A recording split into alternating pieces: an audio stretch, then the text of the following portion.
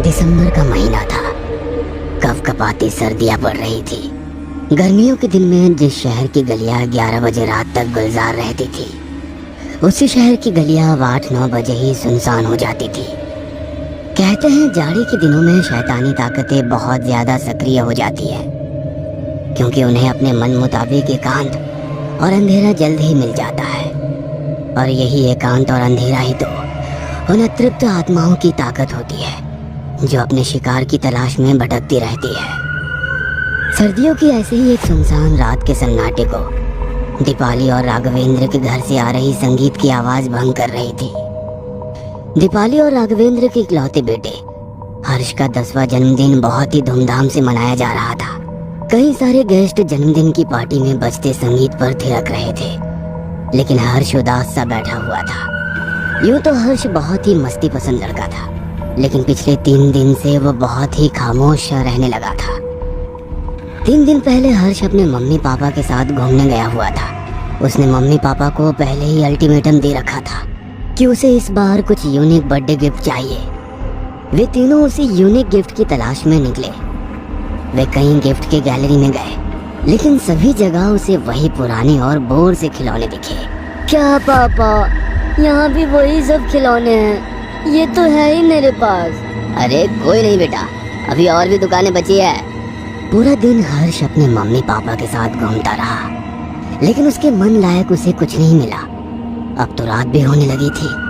उन्होंने road side एक छोटी सी ढाबे पर अपनी कार रोकी और बाहर ही डिनर करने का मन बनाया। राघवेंद्र ने डिनर का ऑर्डर ढाबे वाले को दे दिया और डिनर आने का वेट करने लगे। तभी हर्ष ने छोटी उंगली से इशारा करते हुए राघवेंद्र को बताया कि उसे सुसु आ रही है। वह टॉयलेट गया, लेकिन टॉयलेट इतना गंदा था कि उसे उल्टी आने लगी। वह तुरंत बाहर आ गया। अब वहाँ कोई और ऑप्शन तो था नहीं, इसलिए राघवेंद्र उसे झाड़ियों के पास ले गया। हर्ष को अंधेरे और खुले में जाने का मन नहीं था, लेकिन वो क्या करता।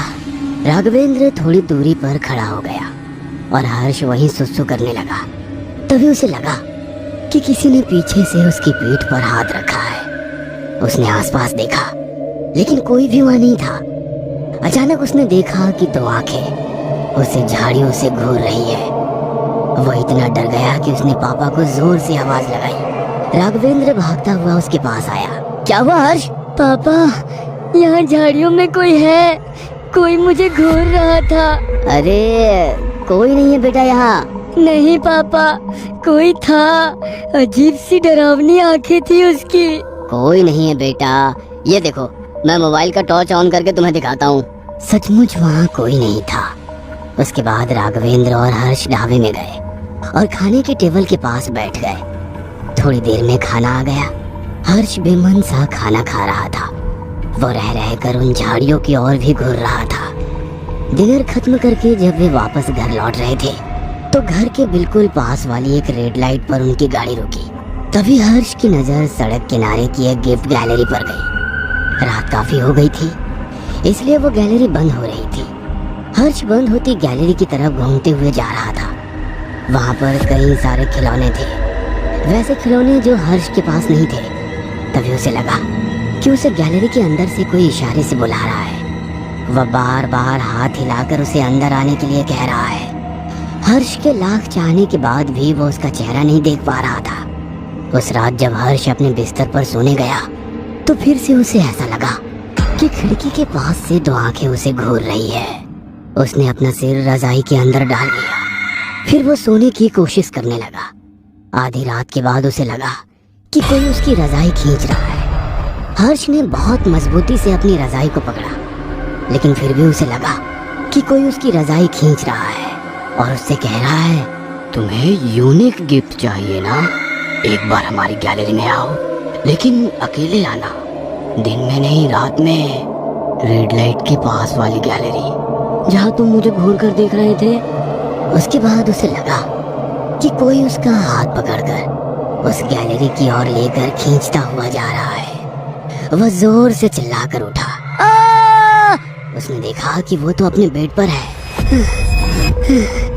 इसका मतलब है कि मैं सपना देख रहा था। उसकी चिल्लाहट सुनकर उसके पापा भागते हुए उसके कमरे में आए। क्या हुआ हर्ष? हर्ष ने अपने पिता की बात का कोई जवाब नहीं दिया और उनके सीने से लिपट कर सो गया। राघवेंद्र समझ गए कि हर्ष ने जरूर कोई डरावना सपना देखा है।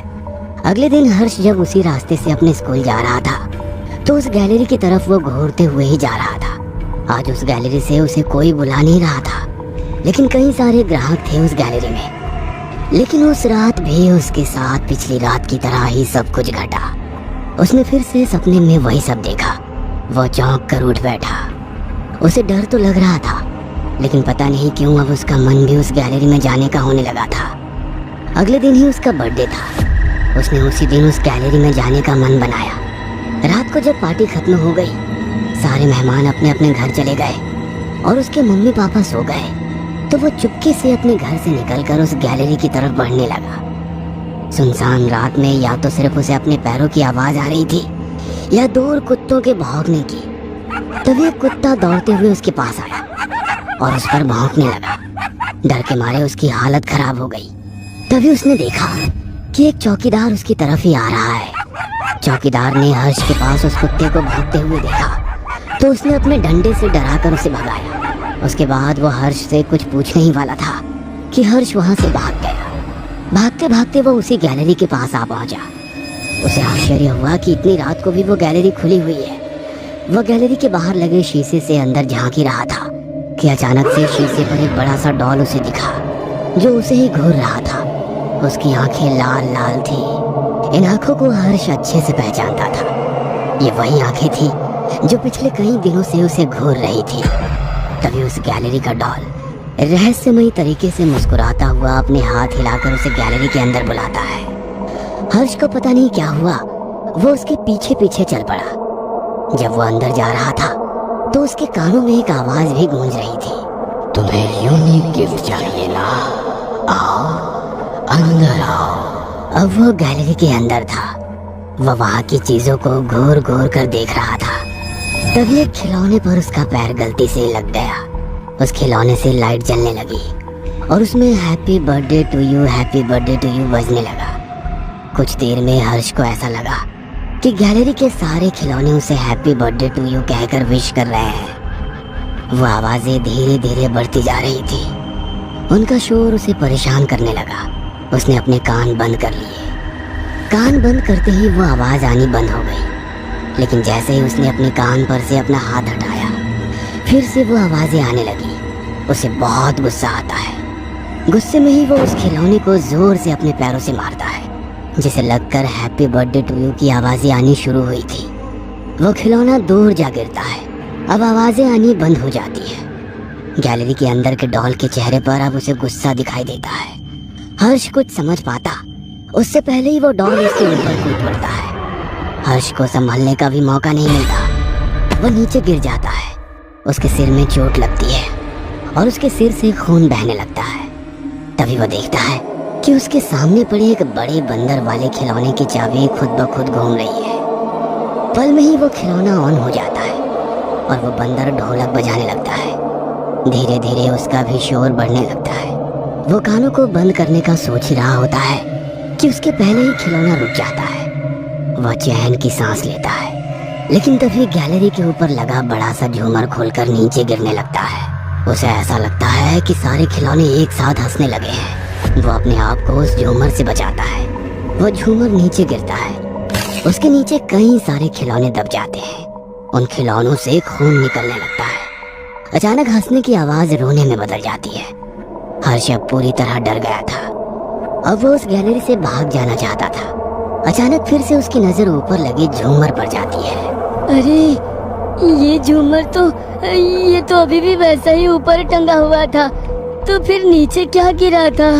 वो नीचे देखता है तो उसके पाँव से वही डॉल लिपटा हुआ होता है। उसके कानों में फिर से वही आवाज गूंजने लगती है, तुम्हें यूनिक गिफ्ट चाहिए ना, हाँ?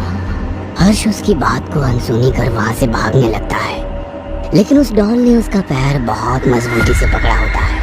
वह खुद को उसके चंगुल से लाख छुड़ाने की कोशिश करता है, लेकिन वो नहीं छुड़ा पाता। उसके बाद वो डॉल हर्ष की आंखों में घूर घूर कर देखने लगता है। हर्ष का शरीर अब ढीला पड़ता जा रहा था। अब वो उसके चंगुल से खुद को बचाने की कोशिश नहीं करता। बल्कि वो उसके आगे सरेंडर कर चुका होता है। अब सब कुछ शांत हो चुका था। कुछ देर के बाद उस गैलरी के शीशे के पास एक नया खिलौना वैसे ही खड़ा था जैसा कुछ देर पहले तक वो डॉल था।